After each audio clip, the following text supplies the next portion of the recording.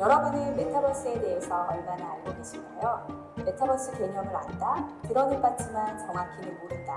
제페토, 로블록스, 포트나잇 같은 서비스를 경험해 본 적이 있다. 아마 이 정도일까요? 자, 그렇다면 메타버스는 진짜 무엇일까요?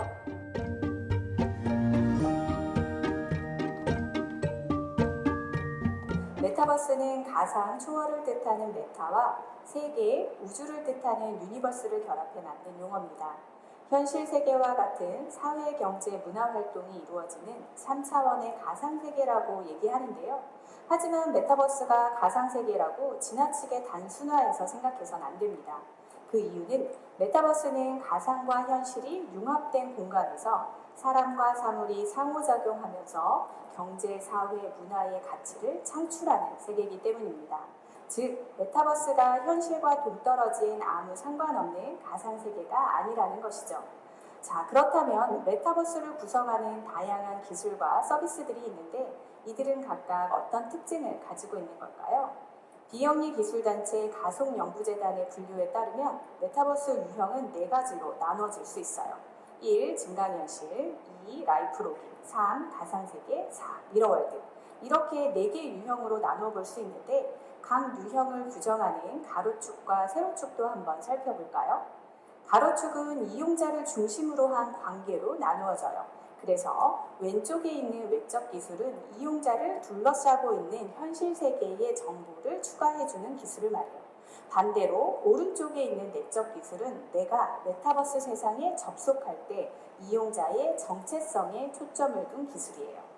이용자인 나의 모습을 메타버스 상에 어떻게 구현하는지에 대한 기술이죠. 자, 그러면 세로축은 어떨까요? 세로축은 기술과 현실 간의 관계를 나타내는데 현실 세계의 가상의 요소를 덧입혀 보여주는 것인지 아니면 완전히 현실과 단절돼서 컴퓨터 그래픽으로만 구성된 공간을 구현하는가에 대한 기준으로 나눌 수 있습니다. 자, 그래서 위쪽에 있는 현실 증강은 이용자가 보고 있는 이 현실 세상에 새로운 정보를 덧입혀 보여주는 기술이고 아래쪽의 시뮬레이션은 아예 가상의 공간을 만드는 기술을 뜻합니다. 자, 이러한 기준에서 첫 번째 유형은 바로 증강현실입니다. 자동차의 헤드업 디스플레이나 카메라 앱 스노우 같은 어플리케이션 서비스가 있고요. 게임으로도 유명했던 닌텐도의 포켓몬고도 대표적인 증강현실 컨텐츠예요. 자, 두 번째 유형은 라이프로깅인데 현실 세계에서 생긴 일들을 디지털 공간에 저장하고 공유하는 방식으로 구현되고 있어요. 어떤 서비스가 생각나나요? 바로 SNS예요. SNS가 라이프로깅의 대표적 사례인데요. 개인의 정보를 디지털화해서 보관하고 있기 때문에 이 유형은 향후 다양한 메타버스 기술과 결합해서 새로운 서비스로 등장할 수 있어요. 자, 세 번째 유형은 가상세계로 보통 메타버스 서비스라고 언급할 때 대부분이 여기에 해당됩니다. 자, 그래서 우리가 보통 VR 기술이 가상세계다라고 생각하게 되는데 VR은 가상세계를 구현하는 기술 중에 하나고 최근에 가장 빠르게 발전한 하드웨어이기 때문에 우리가 정말 쉽게 가상현실과 가상세계를 통칭해서 부르는 거지 가상현실이 곧 가상세계가 되는 건 아닙니다. 다만 VR의 기술로 가상세계 메타버스는 나머지 유형의 메타버스 중에서는 가장 많이 발전한 유형으로 꼽히고 있는 거죠. 자, 마지막으로 네 번째 유형은 거울세계예요. 거울세계는 물리적인 세상을 사실적으로 복제하고 재현하고 그 위에 추가 정보를 덧붙인 메타버스 유형이에요. 대표적으로 구글 어스와 같은 그런 지도가 있죠. 하지만 우리가 더욱 주목해야 할 점은 기술 발전에 따라 이러한 유형들이 서로 융합되고 있다는 점이에요. 지금까지 가로축과 세로축의 기술 특징에 대해서 열심히 설명했지만 최근에는 이들이 서로 융합해서 새로운 컨텐츠와 새로운 서비스가 등장하고 있어요. 특히 ASF의 4가지 유형은 2007년에 논의된 것이에요. 아주 오래됐죠? 자, 그때는 메타버스 서비스와 기술이 지금처럼 발전된 상태가 아니었기 때문에 이렇게 유형 구분을 지금까지도 유지하기보다는 상호 융합해서 경계가 희미해지는 사례에 더 주목해야 하겠죠. 자, 대표적으로 제페토를 생각해보면 어떨까요?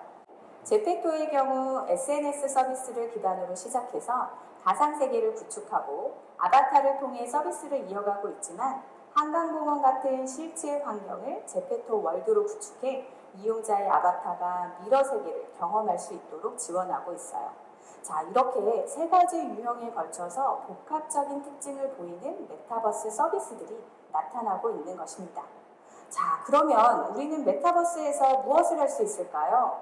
시공간을 초월해 게임을 즐기고 엔터테인먼트 체험도 하고 쇼핑도 하고 또 우리 학교에서도 메타버스 서비스는 활용될 수 있어요. 하지만 흔히들 메타버스를 게임으로 오해하곤 하죠. 게임 컨텐츠가 메타버스로 발전할 수 있지만 메타버스가 모두 게임은 아닙니다. 전 세계적으로 수억 명의 이용자를 보유한 포트나잇, 로블록스, 마인크래프트가 모두 게임이면서 메타버스의 대표 사례로 제시가 되고 있어서 이런 오해가 생겼는데요. 실제로 게임은 메타버스의 특징을 흡수하면서 발전해 오고 있기 때문에 많은 사람들이 메타버스는 게임이다 라고 생각을 하게 됩니다. 하지만 오늘 우리는 메타버스의 특징을 이해하면서 이런 오해와 혼동은 하지 않겠죠? 자, 메타버스는 현실 세계의 중요한 요소인 커뮤니티 기능, 경제활동 기능, 항상성 기능을 유지하면서 메타버스의 특징을 구현하고 발전시켜 오고 있습니다. 앞으로 메타버스는 우리의 일상생활, 제조, 의료, 건축, 교육 등 다양한 사업 분야에 적용되면서 새로운 경험을 제공하고 더욱 현실감 있고 풍요로운 가상 공간을 제공할 겁니다. 그래서 메타버스 세상은 더욱더 현실 세계와 닮아가고 현실과 같이 경제활동이 일어나고 커뮤니티 활동이 생성되면서 끊김없는 커뮤니케이션이 가능한 항상성이 유지되는 세계로 성장하겠죠.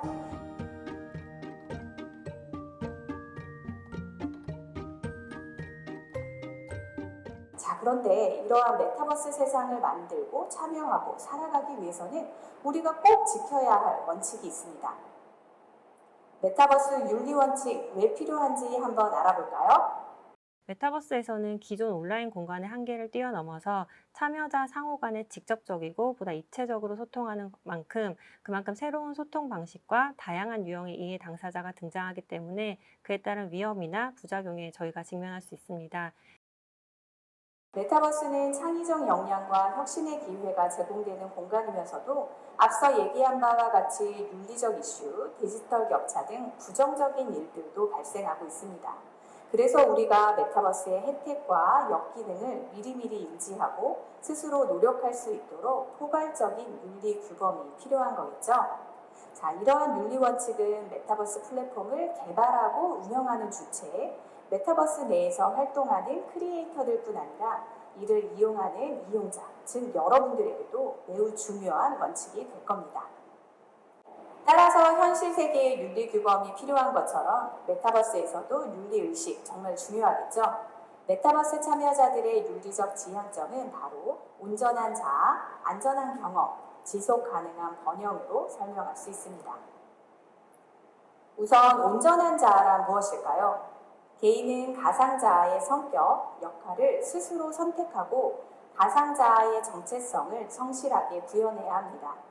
예를 들어 현실 세계에서는 평범한 K-팝을 좋아하는 학생이지만 가상세계에서는 버추얼 아바타로 데뷔한 K-팝 아이돌일 수도 있죠. 또 현실에선 일반 직장인이지만 메타버스에서는 크리에이터로 활동할 수도 있어요.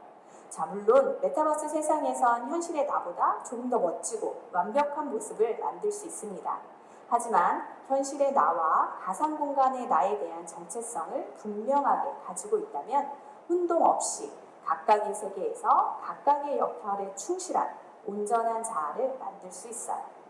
자, 두 번째 지향 가치는 안전한 경험입니다. 메타버스가 제공하는 가치를 모두가 발견하고 충분히 경험하려면 메타버스에 참여하고 활동하는 것이 안전해서 참여자가 신체, 정신, 경제적으로 침해받지 않아야 합니다. 상대에게 해악을 미치는 행동을 차단해서 우리 모두가 긍정적인 경험을 하게 되면 메타버스에 참여하는 것에 대한 사회적 공감대를 형성할 수 있겠죠. 우리 모두가 메타버스에 참여하고 활동하는 것을 즐거워하고 안전하게 누릴 수 있도록 메타버스를 만들어 나갈 책임감을 가져야 합니다. 마지막 지향 가치는 지속 가능한 번영입니다. 메타버스는 혁신과 번영의 기회가 포착되는 공간이다 라고 다들 말합니다. 이러한 혜택은 미래 세대에도 이어져야겠죠.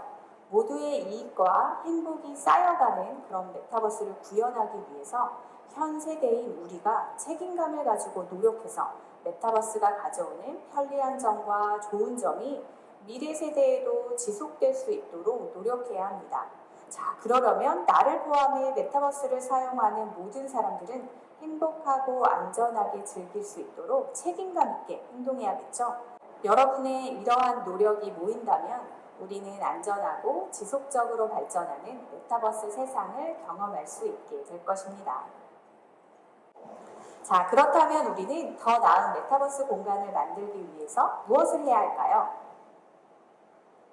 메타버스에서 형성하는 가상자, 즉 아바타의 활동이 현실의 나에게도 영향을 미칠 수 있다는 점을 고려해서 성실하게 가상자를 구현하고 진실하게 행동해야 합니다. 우리가 각각 세심하게 구현한 가상자를 통해 온전하고 진실하게 메타버스를 경험할 수 있는 환경을 만들어 나가야겠죠. 따라서 진정성, 현실에서의 나와 가상세계에서의 나, 모두가 건전하고 진실하게 성장하는 메타버스를 만들도록 진정성을 가져야 합니다. 자, 두 번째는 자율성이에요. 가상자와 연결된 현실자도 메타버스에 참여하는 데 있어서 그 행동 방식을 스스로 결정할 수 있도록 해야 합니다. 그래야 개인이나 집단이 능동적으로 참여하고 행동하는 공간이 될 수 있기 때문인데요. 자율성은 특히 다른 사람의 간섭으로부터 주체적인 삶을 영위하기 위해 삶에 대한 자신의 기준을 만들고 그에 맞추어 판단하고 행동하는 역량이다 라고 설명할 수 있어요. 자, 쉽게 말하면 자신의 자율성이 침해될 가능성을 이해하고 동시에 다른 사람의 자율성을 침해하지 않도록 해야 한다는 점이죠. 자, 그래서 메타버스에서도 이러한 자율성은 보장돼야 합니다. 더 간단히 설명해 볼까요? 나와 친구들은 모두 메타버스를 능동적이고 자발적으로 이용할 수 있다는 거 잊지 말아주세요. 세 번째는 호혜성이에요. 메타버스에서는 다양한 이용자들과 디지털 재화, 정보뿐 아니라 다른 사람을 존중하는 마음도 교환할 수 있어요. 때문에 이용자 모두가 존중과 예의를 갖추어 행동하고 다른 사람에게 긍정적인 호혜성을 구현할 수 있는 그런 환경을 만들어야 합니다. 자, 이런 환경 안에서 메타버스에서 만난 친구들과 서로 존중하는 마음을 갖고 우정을 키워보세요. 네 번째, 사생활 존중입니다. 메타버스가 나와 다른 사람이 함께 활동하는 공공의 공간이라는 사실 명확히 알고 있어야 합니다. 그래야 가상자의 활동과 동선을 관찰해서 다른 사람 아바타의 사생활을 침해하지 않도록 주의할 수 있겠죠. 메타버스는 몰입감을 높여주는 이런 실감 기술과 서비스를 이용하기 때문에 현실과 유사한 활동을 할 수 있어요. 그래서 실제 우리가 사는 세상에서처럼 다른 사람에게 기분 나쁜 행동을 하지 말아야겠죠. 다시 말해, 다른 아바타의 사생활도 침해하지 말고 나의 아바타의 사생활도 존중받아야 한다는 거 잊지 마세요. 다섯 번째, 공정성입니다. 메타버스에서는 우리의 창작물을 만들고 판매할 수 있는 기회가 있어요. 여기에 모두가 차별 없이 공정하게 접근할 수 있다는 점을 기억하고 있어야 합니다. 자, 이를 우리는 경제적 기회라고 설명할 수 있는데요. 메타버스 안에서 창작 또는 생산 활동에 참여하는 과정과 그 결과물이 다른 사람의 권리를 침해하지 않아야 한다는 거예요. 그리고 공정하게 형성된 창작물을 존중해주고 창작자의 권리와 이익을 정당하게 보장해야 한다는 점 여러분도 반드시 알고 있어야 합니다. 더 간단하게 설명해 볼까요? 다른 사람의 창작물을 마음대로 베끼지 말고 메타버스 내에서의 창작 활동이 나의 수익으로 발생할 수도 있으니 정당한 창작 활동을 해야 한다는 점 잊지 말아요. 여섯 번째, 개인정보 보호입니다. 메타버스 내에서의 개인정보는 우리의 전화번호뿐 아니라 시각정보, 신체 반응과 같이 우리 몸에 대한 생체 정보를 수집할 수 있고요. 온라인 활동에 대한 정보까지 아주 다양하게 개인정보가 광범위하게 수집됩니다. 정보 데이터가 수집된다는 점을 반드시 이해하고 개인정보를 보호하기 위한 노력을 해나가야 하겠죠. 이렇게 수집된 개인정보는 이용자의 감정을 분석하거나 사고를 예측하는 등 개인의 편의와 삶의 질을 개선해주지만 특정 집단의 이익에도 활용될 수 있어요. 이에 대한 잠재적 가치를 알고 정보 주체인 나의 권리를 충분히 보호하고 보장받아야 합니다. 그러니까 나의 개인정보는 소중하게 관리해야겠죠? 7번째, 포용성. 자, 메타버스에서는 현실 자아와 가상 자아 모두 신체, 문화, 사회, 경제적 다양성이 존재함을 알아야 합니다. 그리고 메타버스에서 편견과 차별 없이 교류할 수 있도록 포용적 문화의 토대를 구축해야 하는데요. 자, 우리가 메타버스에서 새롭고 다양한 경험을 하려면 신체 감각을 증강하고 입체적인 상호작용을 지원하는 햅틱 수트 같은 특별한 기기를 착용해야 할 수도 있어요. 그런데 이러한 실감 기기들은 비용이 높은 경우가 많이 있죠. 이렇게 이용자의 사회 경제적인 수준 그리고 신체에 따른 환경이 메타버스 이용에 대한 제한이 될 수도 있습니다. 따라서 인종, 성별, 국적, 경제 수준, 종교, 정치적 신념과 같은 이런 문화, 사회 경제적 배경의 차이에 따라서 차별이 발생하지 않도록 이용자의 다양성 역시 존중해야 합니다. 마지막으로 책임성입니다. 메타버스가 미래 세대에까지 선용되어 가치를 창출하는 공간으로 발전할 수 있도록 현 세대는 미래 세대를 배려해서 인간의 기본 가치가 보존되는 메타버스를 만들어갈 책임이 있어요. 현재 형성되는 문화와 규범이 계속해서 유지가 되면 미래에도 영향력을 발휘할 수 있겠죠? 현 세대인 여러분이 미래 세대에까지 지속 가능한 메타버스를 만들기 위해 책임과 노력을 다해야 할 것입니다.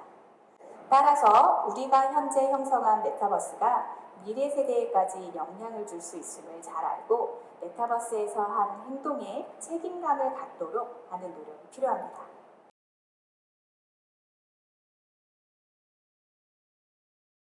우리 사회에서는 이렇게 기술 진보로 인해서 사회 변화의 불확실성이 높은 경우에는 이슈의 발생과 제도 수립 간의 시차를 줄이기 위해서 법적 구속력이 없으면서도 구성원의 의식 개선이나 행동에 영향을 줄 수 있는 윤리 규범을 다수 활용해 왔습니다.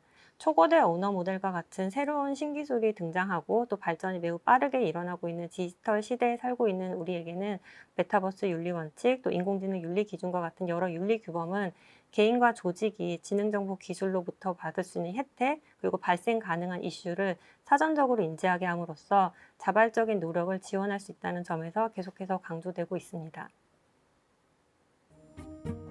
메타버스가 우리의 생활을 더욱 풍요롭게 만드는 첫걸음은 무엇일까요? 바로 사용하는 우리 모두의 올바른 이해와 건전한 가치관을 갖는 것부터 시작됩니다. 더욱 안전하고 건강하며 책임감 있게 사용하기 위해서 메타버스 윤리 원칙을 잘 지켜나간다면 지속 가능한 메타버스 공간을 함께 만들어갈 수 있을 겁니다.